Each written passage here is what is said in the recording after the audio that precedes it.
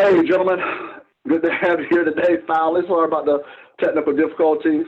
We have Dr. Fred Seaman with MGT. He's going to help me co-host and moderate this. Have some longtime friends and associates. I wouldn't say associates on their level at all, just associates in the sense of friends and family we know so well. Attorney Daryl Parks and Attorney Benjamin Crump. How you all doing today, gentlemen? Doing well, John. Good.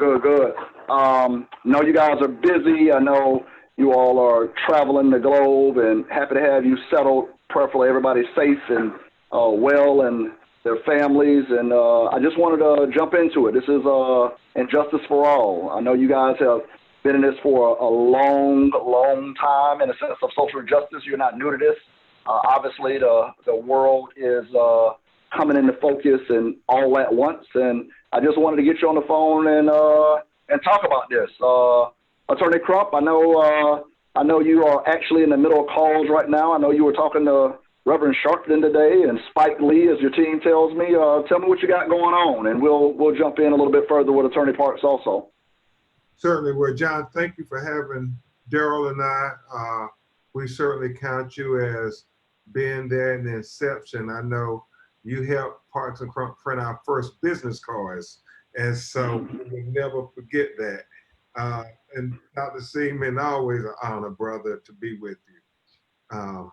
But I am in Richmond, Virginia with George Floyd's family and Change.org today, and it's bittersweet, but at Monument Square, where Jefferson Davis's statue was removed, Change.org is putting up a hologram this evening of George Floyd to talk about people we should memorialize who bring us all together versus divisive people like a Jefferson Davis or a Robert E. Lee that divide our country and in fact did not believe in the Declaration of Independence, that we hold these truths that all men are created equally, that they're endowed by, they're created by certain inalienable rights, that amongst them are life, liberty, and the pursuit of happiness. Where the people who are out marching for George Floyd actually believe that. People who literally are supporting these Confederate statues are an affront to the Declaration of Independence. So you're talking about mental psyche and everything, that's what we're dealing with. So, Daryl and I try to have these important conversations. I don't even call them uncomfortable conversations anymore because uncomfortable makes people not want to deal with it. Important means it's something that we need to deal with. Necessary for sure. Brother Parks, you and Brother Crump have been doing this for a mighty long time. Tell us about the path. I mean, I know what we see and what the world is seeing in 2020.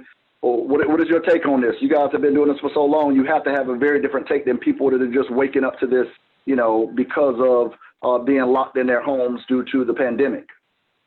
John, I pray every day and just hope that when America starts talking about equality in all phases of life, doing the work we did and do, you start to, you see discrimination in all types of ways, right? It probably starts with when people go to work and whether they get the job, number one. Number two, whether they get paid fairly. Number three. Number four, whether they get to work comfortably on a job. You worry about it in that sense. Then you think about another sector of work we did involved healthcare. When they go to the doctor or the hospital or the clinic, are they going to be treated fairly and whether they're going to be given fair access to the best of healthcare that we have, which is kind of important right now because when you start to see, I'll give you a little example. When I started hearing about the kids who died from the corona in South Florida, the first two names I heard sounded real black to me. And that started bothering me, right? It really did. And then you take that full circle in the last week or so, we heard about the young lady in Palatka who died from the corona. And then her family tells a story that she was sent away from the hospital 6 days earlier. And then you throw that with the fact that we have a governor who's running around saying the corona don't affect kids. Well, maybe not his kids, but maybe it affects a little kid named Lashandra, Kawana, kid that we know, right? And so those kind of things are going on and people are not talking about them. But that's a major issue, right? And it's a major issue that we got to start talking about because we now know that in some places, in less than a month, folks talking about sending kids to school, all types of schools, whether it's, elementary, middle, high school. But we also know that our board of governors, as for now, ordered the kids to return to college campuses in Tallahassee. And you think about it, one protest I started being was to tell the governor and the board of governors that 32304 is where Florida State is. So if you go send all the kids back to 32304, 32304 is one of the most affected zip codes in the country. That's right. But luckily with Tallahassee and the community has stepped up, and 32304 is getting some help right now, thanks to Bond Healthcare and some other groups here. So I got a lot of stuff in my mind today, John. Good. Let's talk. Go ahead, Dr. Seaman. You're on mute, sir.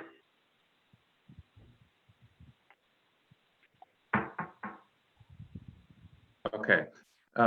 Attorney Crump and Attorney Parks, how much of what we're seeing today would you attribute to white privilege and the lack of recognition by those who are white that they are privileged solely by the fact that they are white? And in fact, I call it blinded by the white.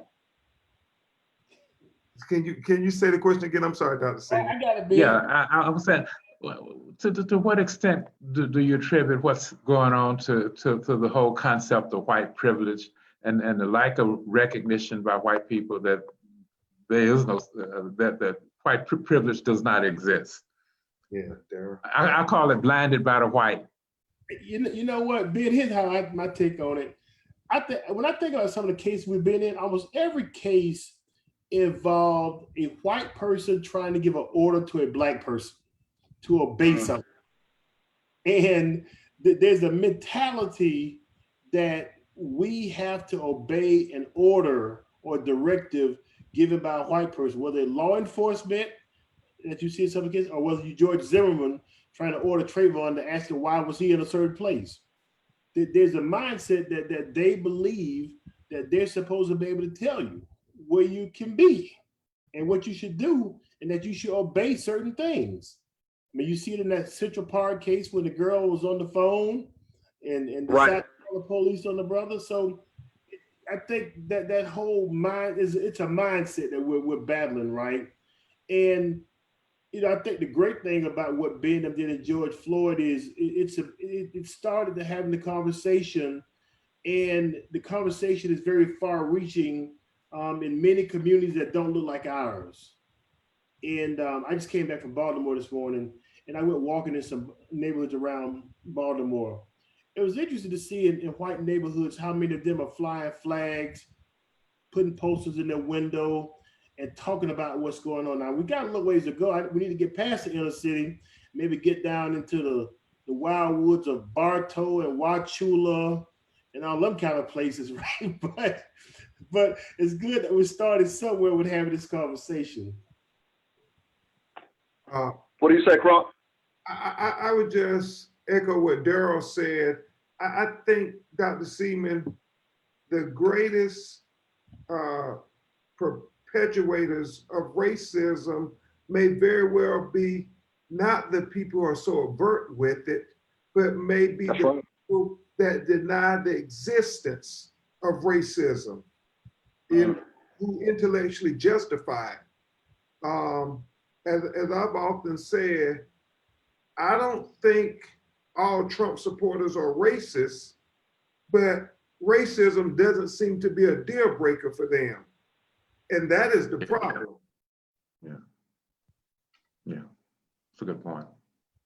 Well, so, obviously in a day like today, even a day, 2-3 years ago, and you all have been dealing with this for so long, but, 10 years ago or 12 years ago, 15 years ago, you know, you all didn't have all this media attention and all of this public outroar and uprising and things of that nature. How did you all continue to just, I mean, to Daryl's point, in the sense of you say some of those names and they do sound real black, and everybody was not representing and standing up and flying flags in their yards and flags from their front porch. How did you all continue to make sure that you were taking care of the family and pushing forward, whether you had the media coverage and the public support or not? How did you all stay focused on that? Well, I'll simply say this: Daryl Parks was a great businessman, and as managing partner, despite all the civil rights pro bono stuff I tried to do, he kept reeling me in and saying, "Hey man, this got to be a for-profit entity." But Ben, also tell them too. I mean, when you got into battles, I'll take Ben and I were over in St. Augustine fighting a battle. And there was a case where a kid had been paralyzed by the police and a guy at first. And it got some media attention at first, right? But then it died away. But we still had to stay on the case. Well, the case then turned to a political case. And I remember we went over there one day for a meeting and we ain't had no clothes with us, right? And so they decided they wanted to meet the next day. And we decided we couldn't leave. We needed to be there the next day. Because the meeting that they were going to have the next day was important that we let them know that we were still concerned about it. Now, that little change and us being steadfast about it kept their attention and got some justice. And it was a different kind of justice, very simple, very basic, but it involved us having to sit on a bench outside of a city commission meeting. Yeah. Go ahead, Ben. It was truly one of the historic, legendary cases for Parks and Crump, John. It ended up literally, Marsha Burns was paralyzed, and Daryl and I were fighting in the two courts, the court of public opinion and the court of law. And it literally ended up, I believe, because of the court of law and the public pressure, we appeared in that city commission meeting, as Daryl said, and something, Dr. Seaman, and people joke with Daryl and I about it a lot, because literally they raised a parking meter fee to be able to pay the settlement for the injustice that they had caused to Marsha Burns. And people all across the state were like, hold on, Daryl, hold on, Ben. Y'all got the people to raise the parking meter to pay y'all these millions of dollars. And so that was the one thing. And then they were calling Daryl saying, but now Marsha, what happened was, you're talking about white privilege and so forth. Apparently it were white people in the nightclub who got in an altercation. Marsha was trying to break up the fight. But when the police came, the first thing they saw was a black man. And remember, all those witnesses signed affidavits that Marsha was trying to break up the fight. But when they went to take Marsha down, they said Marsha beat the hell out the first police officer. And they, on top of that, and y'all still got the police to pay, but it just went to what Daryl was saying, you know, you try to find ways to do good, but yet do well. You're trying to do good, but you're also figuring out ways how to make money to support your business and your family and your community. Yeah. Looking into the future, how do we sustain, and by that I mean get beyond when the demonstrations are over and media glare and media attention is no longer there? What needs to happen in order to realize some substantive change? I think it's, you know, what I think about a quote that we heard Reverend Holmes say recently, right? And I think he took it from somebody nationally.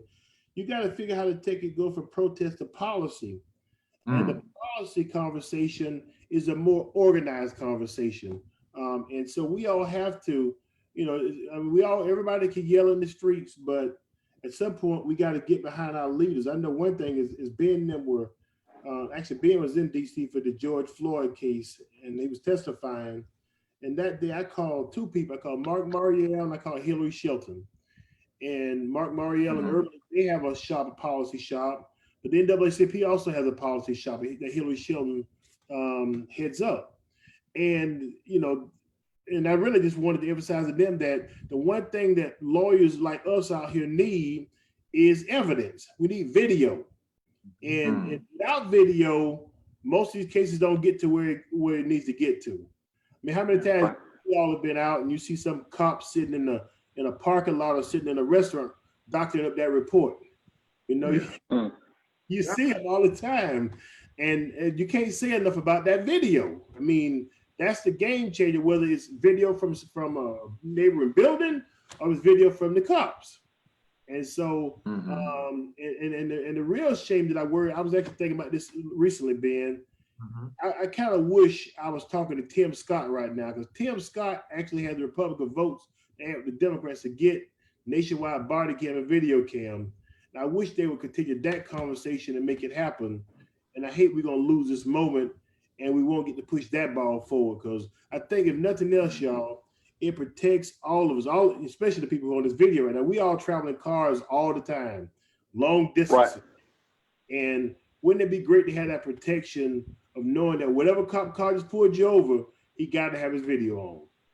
Yeah, and to emphasize that point that Daryl made, it really should be some kind of obstruction of injustice, federal violation, if a police have an interaction with a citizen and that person ends up injured or brutalized or worse yet, dead, that if they didn't have that camera on, it's a violation. And we're not saying that the police don't get their due process of the law, but it should be a rebuttable presumption that it is presumed you did something inappropriate, you did something unethical, you did something illegal if that video camera wasn't on and somebody, especially a person of color, ends up severely injured or worse, dead. I think that's important because, and I think Daryl is really on to something when you think about the fact that the issue is really about mistrust. Law enforcement, for whatever reason, are ignorant to what Black people deal with in America, and Black people don't trust the police. And so to bridge that divide of mistrust, you need transparency first. And so we got to see what happened. Everybody got to see it for themselves. Then you have to have accountability. And then that's how you get to trust, because it can't just be every time a Black person is accused of a crime, you lock us up and throw away the key. But when the roles are reversed, you then change all the rules when the Black or brown person lying dead on the ground. And so transparency is critical to all of this. What would you look like? Mr. Parks had to get off for just a second. Attorney Crump, one of the things about you all's halls in the past in your office is lined with headlines, right? Lined with national recognition from these cases. And that was obviously a lot of credibility. You all built that over decades. What do you say? And we see in Ahmaud Arbery and some other cases that there are some young Benjamin Crumps and Daryl Parks coming along. What do you say to these younger lawyers coming along, picking up the mantle and fighting this fight? I know you all had advisors and mentors that help you along the way. What do you say for those younger gentlemen that are picking up, or gentlemen and ladies that are picking up that torch now? Yeah, it's very simple for me, John. It's I tell them that it's a journey to justice. And as Dr. King said, we all have a role to play in this struggle. And so whether you're a civil rights lawyer, whether you're out there on the front lines, or whether you're a corporate lawyer in the executive suite, we all have a role to play. This is about trying to uplift our communities, uplift our culture, uplift our children's future. And if you can understand that you have a debt to pay because somebody did it for you. I mean, and one of the things I get asked often is, how do you keep going? How do you stop from getting discouraged? To just saying it ain't worth it? and these things, because we know the cards are stacked against us. We know the odds are daunting. But one of the things that I think about, and Daryl, remember, they taught us in law school, first year law school, about precedents. And they kept talking about how precedents is the most important thing. And they kind of indoctrinate that into your mind, Dr. Seaman, and they keep talking about we got to have precedents because we got to have consistencies in the law. We got to have rulings be consistent and so forth. Well, I understand that's important, but I don't accept all of that answer, because when you think about it, John, if we accepted precedents and we always had to follow precedents, then all of us will still be slaves, because that was the precedents set by the Supreme Court. Slavery was legal. And therefore, I think we have to do what Thurgood Marshall said. You don't go in and argue precedents. You don't even go argue the law. You go argue what's right. And just because it's legal, that don't make it right. Slavery was legal, but that didn't make it right. Everything Hitler did to the Jews in Germany was legal, but that didn't make it right. Segregation was legal, but that didn't make it right. And so when I look at precedents, I think we as Black lawyers and civil rights lawyers, we have to literally look at the precedents of our people. We have to be able to say, I know no matter what happens, precedence is on our side, because no matter what they throw at us, we've always been able to overcome it. We were able to overcome slavery. We were able to overcome the Middle Passage. We were able to overcome Dred Scott decision that said there were no rights that a Black man had that a white man was bound to respect. We were able to overcome Plessy v. Ferguson, Jim Crow, separate but equal. I mean, whatever they thought us, we are able to overcome it. So I know, and this is what I tell my daughter and my goddaughters, Daryl's children, that no matter what happens, we're going to be able to overcome it. And that's why I can't give up, because I think when you look at our children in their eyes and you see the promise and the optimism, they worth the fight, man. And we can't give up, because if we give up, what we're doing is giving up on them. And there was our grandmothers and our ancestors who never gave up on us. They sacrificed for us. They envisioned this day where Daryl Parks would have that mansion over near Bragg State, and they envisioned that day where we would be on TV and so forth. And so they kept sacrificing. And that's what we have to continue to do. That's what I tell the young lawyers. You see something bigger than yourself in this struggle.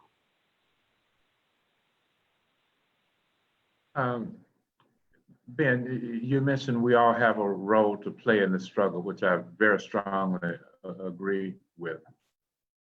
Where does personal responsibility fit into this?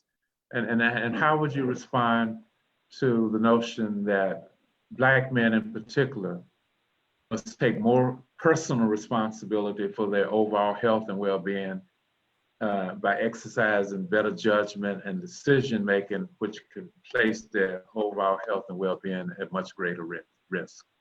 Now, that's a deep question, because we do have to take personal responsibility. I even think about sometimes, even with COVID-19, we can't just be out here marching with no masks and, exposing each other to particular health risks. And, we think about the things that are killing us. It's all these diseases that we know can be maintained by us being responsible, whether it's diabetes, whether it's high blood pressure, all these other things that are taking us out. And so I even think we have to take responsibility to say that we are not going to take each other's lives. We're going to be responsible enough to see the value in Black life, no matter what disputes we may have. We're going to teach our young people to use their intellect and use diplomacy to solve their problems and not violence. Also, we have to take care of our families and our children, and that's big. I know Daryl and I both grew up with our fathers in the household. And that has an indelible impact on your mind for little children trying to figure out, well, why isn't important enough that my father would not be with me? And so those are things that, we do have to take responsibilities for. And I'm sure Attorney Parks can elaborate on that further. I may have to sign off in a little while, y'all. I apologize. Understand, and we thank you for your time, Attorney Crump. Attorney Parks, what about that? What Dr. Singh was asking about personal responsibility? Well, I think it's so, especially on the health side of things right now. If nothing else, Black folks clearly see that the other folks don't care nothing about us, right? And so you have to really take advantage to the extent that you have medical health professionals who do care about you, who do try and show you the right things to do, and do responsible things that you can do to prolong your life. I can't tell you how much I often think about Dr. Michael Moore. I mean, he in Tallahassee, Isaac Moore, excuse me. And what he taught me about eye care and how that's right. Take care of your eyes and how important to start doing things to prolong your eyes early on. Dr. Joseph Webster, right? Should a Black person Tallahassee die of colorectal cancer? I mean, he preached, good colon health night and day. So I think, you got some good people here who help you focus in that regard. And so you just have to, people got to start caring about themselves, period. And I think probably the toughest part is young people, right? Because they think they're going to live forever. They don't think things forever. And I sometimes wish that, in our town, that people read the obituary every Thursday so you can get a feel for not all of them were 80. Yeah. I see a bunch of 50s the last 2 Thursdays. Yeah. A bunch of 50s. Yeah. And even younger than that. So I think that would be a wake-up call. Just that little thing there. People should, on Thursday, drop the paper in front of young people. Mm-hmm. And a lot of Black faces in that paper on Thursdays. Yeah. A lot of Black faces. Yeah. I will ask you, Attorney Parks, I mean, obviously you and being together built something so special, so impactful, so important, especially over all these years representing clients, individuals, whether they be harmed or maybe even deceased, their families, and you all are still building in your respective areas.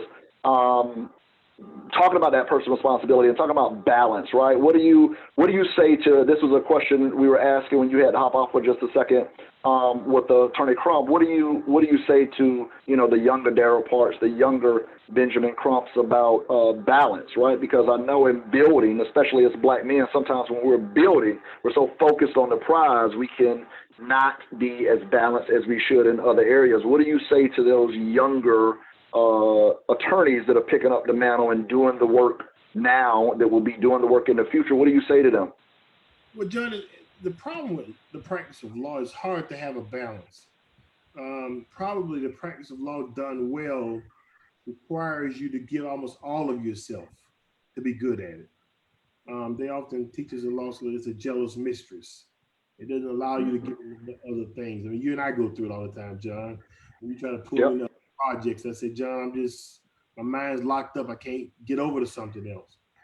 But that's literally the type of job it is when you do it well. It's very difficult to pivot to other things when you're doing it at a high level. I think the newer people, though, I'm actually telling them something a little different, John. I'm telling them the law is great, but they also ought to look how they may get a legal education and use it a different way. Absolutely.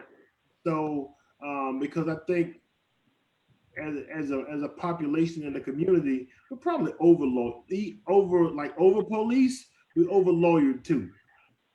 I think there's a little too much going on. Versus we probably would be better spent spending time more on, simple things, construction, innovation, technology, transportation issues, plenty of other stuff that you can make money on. I think, unfortunately, for us, sometimes we get so caught up into the fact that we got to be a lawyer, maybe got to be a doctor, but we start to forget that technology is where the money's going now. I was in a fascinating legal education thing not too long ago, and the guy started talking about the fact that the amount of car accidents was about to go down drastically as it relates to tractor trailers because automation is coming on board. That's right. You know, and then the evidence they used of that was the fact that now they see almost most of the new technology investment going into transportation innovation, whether it's automated cars, or automated, tractor trailers, delivering things. So that blew my mind because I hadn't even thought about that. And so that's going on, and there's a bunch of money going into it, and we're not a part of it. Got to be a part of it. Go ahead, Dr. Seaman. Yeah. Let's assume that we're having this conversation 5 years from now. What would you like to be true about the courts and some of the other issues that you all have been dealing with for decades that's not true this afternoon? I would like to see more diversity throughout the court system, especially in our state. For example, think about it. Only in the last 6 months, last 8 months, have we finally got a first black males on the circuit court in Leon County. That's wow. And we only got it because of the Republican governor. I'm still grappling with all of that.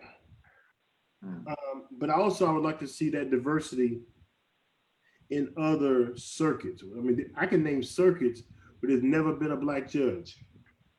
I mean, the circuit next to us in Live Oak, they've never had a black circuit judge. So there are places that just lack diversity. And then, not to say you can't get justice for plenty of good white judges have given me good justice. I'm not saying that, right? But every now and then I kind of want to be talking to a guy who understands the life experience that I'm explaining across the track. I don't want to seem like I'm speaking all French to him, and he can't relate. So that's part of the big battle. But also too, I think we'll find ourselves in a world that wants to be fairer, a world that wants to be more transparent, right? I think that, you take the folks who have made their money off the land and off slavery, a good bit of them are still wealthy, and most of them know how to deal with the Bezos of the world, people who are really making money like very quickly. On the way here, I went on Amazon on the plane just now. I ordered a phone holder for my car, and Amazon can get it tomorrow. I'm still trying to understand how that could happen. Tomorrow, he said he's gonna have a cup holder at my house tomorrow. So I can see why he's the world's richest man, because they are doing things that are unimaginable. So I think I just hope that our people will continue to put the emphasis on education, Dr. Seaman. That's still the game changer. It has the ability to change everything, and we can't focus on that regardless. No matter what's going on, we gotta, and obviously it's gonna be a bigger challenge now because the kids are not gonna be going to traditional school. But then again, they may learn better now, especially if there's the ability for a parent to be there with them to give them that one-on-one. Amen. Let me I'll ask a closing question. I know Dr. Seaman, we thank him for his time also. I know he has to jump into some things, and Parks, you are always busy, knowing you just got home too, so we are grateful for you spending some time and your time and attention and energy with us, sharing with the audience here, the Black Men's Health family. Let me ask you a question just about, again, obviously you give back so much, and again, being in this legal atmosphere for so many years, also being a father, and not only a father to your children, but also, helping raise the community and being a father-like figure to so many.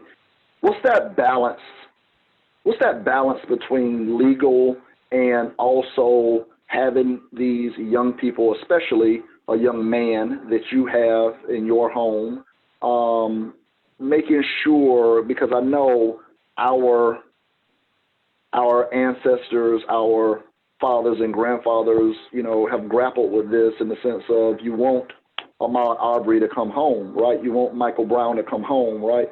You want these young brothers and sisters to be able to come home. At the same time, you also want them to be respectful and,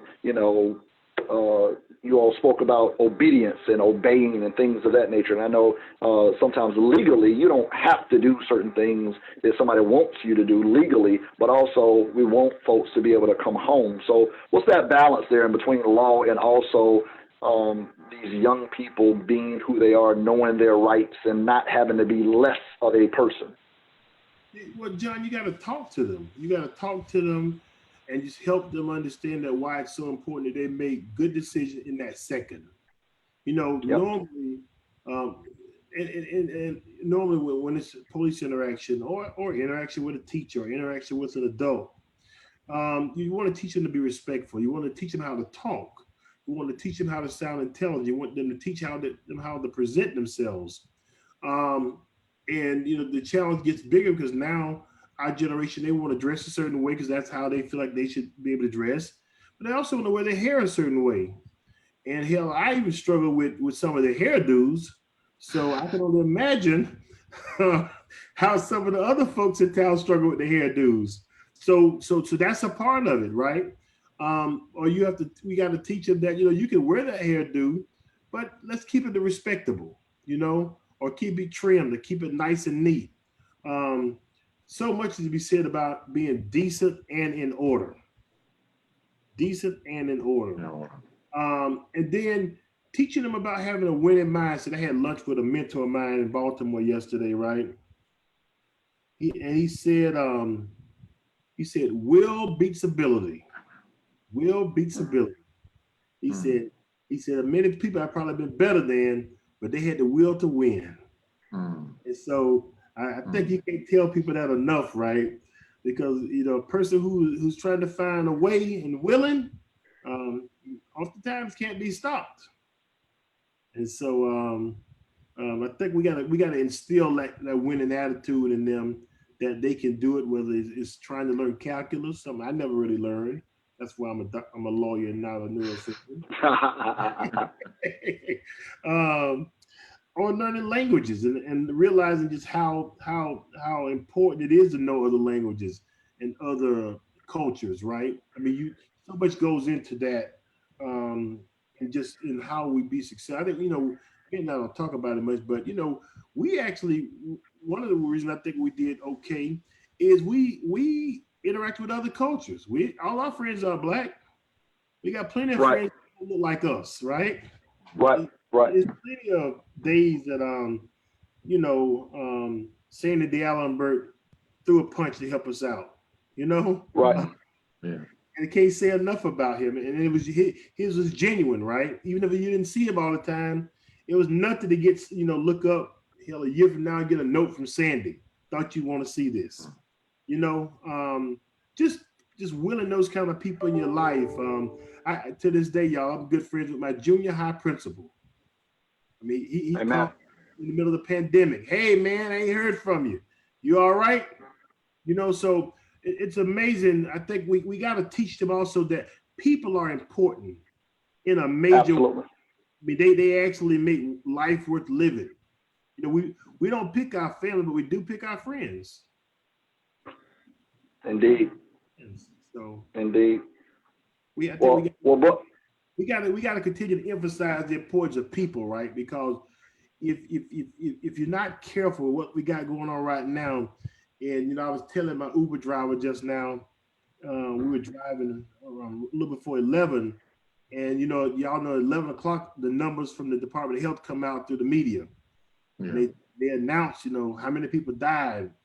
We didn't know that they cut at 11 o'clock. They make that noise. I said, no, brother. I think every living person ought to be forced to look at those numbers at 11 o'clock every day in the state of Florida. It is horrifying, right? And the numbers are not going down. Today it's over 180, brothers. Of deaths reported from yesterday. Man. Parks, we could talk on forever, and I want you to promise me that we can have you on again. I said I would be respectful of you all's time, so we're going to wrap it up. We thank you greatly. I know you said you and Crump have done all right. You all have done more than all right, and we're very proud of your trajectory and all that you all have done for our community and this world. And you all keep fighting the fight. I know there's some other business opportunities we should have you on to talk about, because you are not just an attorney. Like folks talk about LeBron James or something. He's not just a basketball player. You're not just an attorney, and Crump is not just an attorney either. So we definitely have to have you back on. And Dr. Seaman, it was great having you on as a co-host, and we'll have to make sure we do this more often, sir. So God bless you both. Thank you. Thank you for your time. And I will also thank Brother Crump in his absence. No, he had to hop off to some other things. So always good to get the band back together, Daryl. Thank you so much. Dr. Seaman, God bless Amen. you. All right. All right. Okay. Take care. God bless, Dr. Seaman. Them dogs. Yeah. All right. All right, gentlemen, respect.